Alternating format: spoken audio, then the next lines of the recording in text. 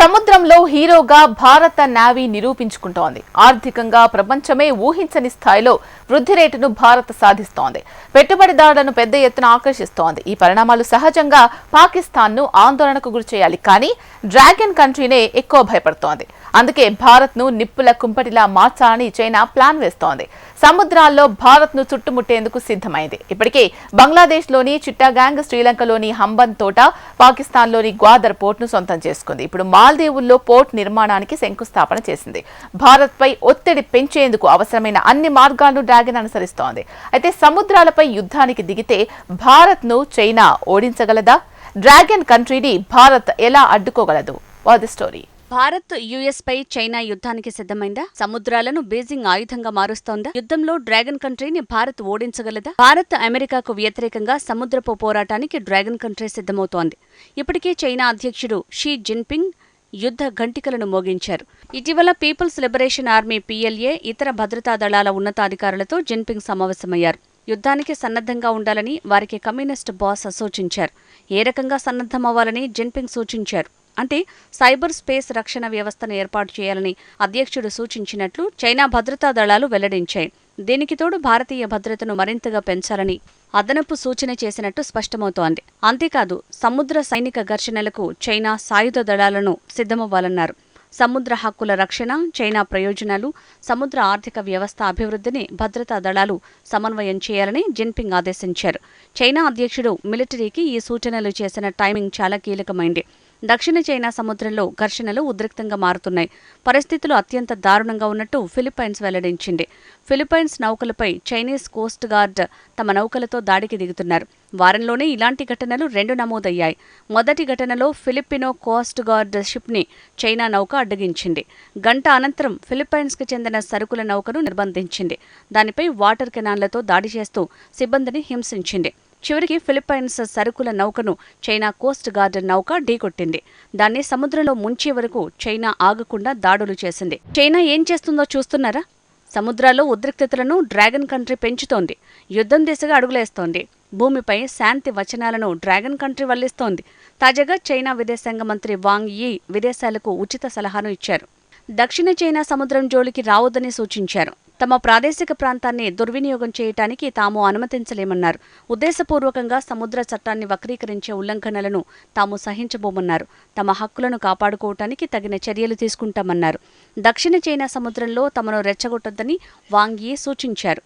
తమ ప్రాంతంపై జోక్యం చేసుకోవద్దని కొన్ని దేశాలకు తాము సలహా ఇస్తున్నామని వాంగ్ యీ వెల్లడించారు.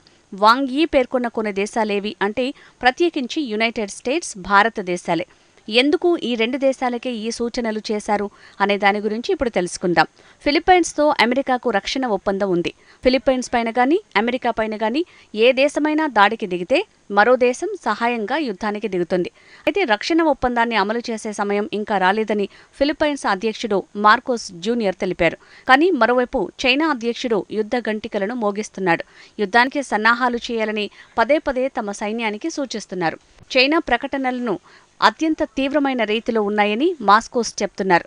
అమెరికా సాయాన్ని ఫిలిప్పైన్స్ అధ్యక్షుడు అభ్యర్థించడానికి ముందే చైనా దాడి చేస్తే అన్నదే ఆందోళన కలిగిస్తోంది. ఇక భారత్ విషయానికి వద్దాం. భారత్తో ఘర్షణకు చైనా ఎప్పటి నుంచో ప్లాన్ వేసింది. భారత్కు పక్కలో బల్లెంలా చైనా మారింది. భారత్కి సమీపంలోని మాల్దీవుల్లో సైనిక స్థావరాన్ని నిర్మించేందుకు బీజింగ్ పునాది వేసింది. వారం రోజుల క్రితం భద్రతా ఒప్పందాన్ని చైనాతో మాల్దీవులు చేసుకుంది. అయితే ఈ ఒప్పందంలో ఏముంది అన్నది మాత్రం ఇరు దేశాలు సీక్రెట్గా ఉంచాయి. లక్షద్వీప్లోని మినికోయ్ ద్వీపంలో INS జటాయు కమిషన్ని ప్రారంభించడానికి ఒకరోజు ముందే చైనాతో మాల్దీవులు ఈ డీల్ కుదుర్చుకుంది. మాల్దీవుల నుంచి కేవలం 100 కిలోమీటర్ల దూరంలోనే ఈ మినికోయ్ ద్వీపం ఉంటుంది. ఇక్కడ భారత్ తన నౌకాదళాన్ని ఆధునిక యంత్రాలతో సన్నద్ధం చేస్తోంది. కొత్త స్థావరాలు, జెట్టీలు, యంత్రాలను ప్రారంభించనుంది. ఈ వారం ప్రారంభంలోనే మినికోయ్లో భారత నౌకాదళం M60 హెలికాప్టర్ స్క్వాడ్రన్ని నియమించింది. ఈ చాపర్లు యుద్ధ సామర్థ్యాన్ని కలిగి ఉంటాయి. ఇవి ప్రత్యేకించి చైనీస్ జలాంతర్గాములను గుర్తించగలుగుతాయి. చైనా సబ్మెరైన్లను సముద్రంలో ఎంత లోతులో దాక్కున్న M60 హెలికాప్టర్లు గుర్తించగలుగుతాయి. ఇప్పటికే అమెరికా, భారత్ మధ్య M60 హెలికాప్టర్ల కొనుగోలు ఒప్పందం కుదిరింది. 24 M60 హెలికాప్టర్లు 2025 నాటికి భారత అమలు పొదిలో చేరనున్నాయి. ఒకవేళ చైనా జిబుటీ నుంచి దళాలను తరలించినా అడ్డుకోవటానికి ఈ మినీకోయి స్థావరం చాలు. భారత్ను డ్రాగన్ కంట్రీ బెదిరించేందుకు యత్నిస్తోంది. అందుకు హిందూ మహాసముద్రాన్ని మిలిటరీకరణకు ప్లాన్ బీజింగ్ వేస్తోంది. హిందూ మహాసముద్రంలోని పలు దేశాల పోర్టులను చైనా సొంతం చేసుకుంటోంది. ఇప్పటికే శ్రీలంకకు చెందిన హంబన్తోటా పోర్టును, పాకిస్తాన్లోని గ్వాదర్, బంగ్లాదేశ్లోని చిట్టగాంగ్ పోర్టుతో పాటు జిబుటీలోని డొరలే పోర్టుని కమ్యూనిస్టు కంట్రీ సొంతం చేసుకుంది. ఇప్పుడు చైనా మాల్దీవులపై కన్నేసింది. భారత్ను దిగ్బంధించేందుకు వ్యూహాత్మక ప్రాంతాలను చైనా ఎంచుకుంది. అయితే చైనా ఆధీనంలోని ఓడరేవుల చుట్టూ ఉన్న జలాలపై ఆధిపత్యం ఎవరిది అంటే హిందూ మహాసముద్రంపై ఆధిపత్యం చెలాయించేది ఒక్క భారత్ మాత్రమే. ఈ సముద్రాన్ని ఆయుధంగా మార్చాలన్న బీజింగ్ కలల్ని బలీయమైన భారతీయ నౌకాదళం చెరిపేస్తోంది. భారత్ ఇప్పుడు గ్రేట్ నికోబార్లోనూ నావీ స్థావరాన్ని నిర్మిస్తోంది. ఇది నేరుగా మలక్కా జలసంధి ఎంట్రీలో ఉంటుంది. మలేషియా, సింగపూర్ మధ్య ఉన్న ఈ మార్గంలోనే చైనా వాణిజ్య నౌకలు వెళ్తాయి. సుమారు 80% చమురు ఈ మార్గంలోనే డ్రాగన్ కంట్రీ దిగుమతి చేసుకుంటోంది. దీన్ని బ్లాక్ చేస్తే హిందూ మహాసముద్రంలోకి చైనా రావటం అసాధ్యం. ఇక భారత నౌకాదళం శక్తి ఏంటో ఇటీవల 2 వారాలుగా ప్రపంచానికి తెలుస్తోంది. ఎర్ర సముద్రంలో యెమెన్ తిరుగుబాటుదారులు, సోమాలి సముద్రపు దొంగల దాడుల నుంచి ప్రపంచ దేశాల వాణిజ్య నౌకలను భారత్ నేవీ కాపాడుతోంది. ప్రమాద గంటికలు అందిన వెంటనే యాక్షన్లోకి దిగి ఆయా నౌకలను, అందులోని సిబ్బందిని కాపాడుతోంది. సముద్రంలో హీరోగా భారత నేవీ నిరూపించుకుంది. అంటే ప్రాంతీయంగా ప్రబల శక్తిగా భారత్ ఎదుగుతోంది. ఆర్థికంగానూ, సైనిక పరంగానూ భారత్కు తిరుగు లేకుండా పోయింది. ఇదే చైనాకు మింగుడు పడటం లేదు. ఈ కారణంగానే భారత్ను కమ్యూనిస్ట్ కంట్రీ టార్గెట్ చేసింది. సముద్రంలో భారత్పై యుద్ధానికి సన్నద్ధమవుతోంది. ఇక అమెరికాపై సముద్ర యుద్ధానికి చైనా సై అంటోంది.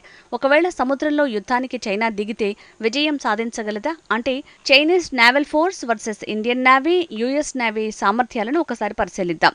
చైనా నేవీకి 350 యుద్ధ నౌకలున్నాయి. భారత నావికాదళం వద్ద 15, అమెరికా నావికాదళం వద్ద 280 యుద్ధ నౌకలున్నాయి. చైనా నేవీ వద్ద 700 యుద్ధ విమానాలుంటే భారత్ వద్ద 400, అమెరికా వద్ద 4000 యుద్ధ విమానాలున్నాయి. విమాన వాహక నౌకలు భారత్ PLA వద్ద తలో 2 ఉన్నాయి. కానీ అమెరికా వద్ద 11 విమాన వాహక యుద్ధ నౌకలున్నాయి. PLA నేవీ వద్ద 49 విధ్వంసక నౌకలు ఉంటే భారత్ నేవీ వద్ద 12, US నేవీ వద్ద 92 ఉన్నాయి. జలాంతర్గాముల విషయంలోనూ ఇలాంటి గణాంకాలున్నాయి. ఏ రకంగా చూసుకున్నా భారత్, అమెరికా కలిస్తే చైనా ఓడించడం అసాధ్యం. గణాంకాలు ఎలా ఉన్నా యుద్ధం అనేది వ్యూహాలపై ఆధారపడి ఉంటుంది.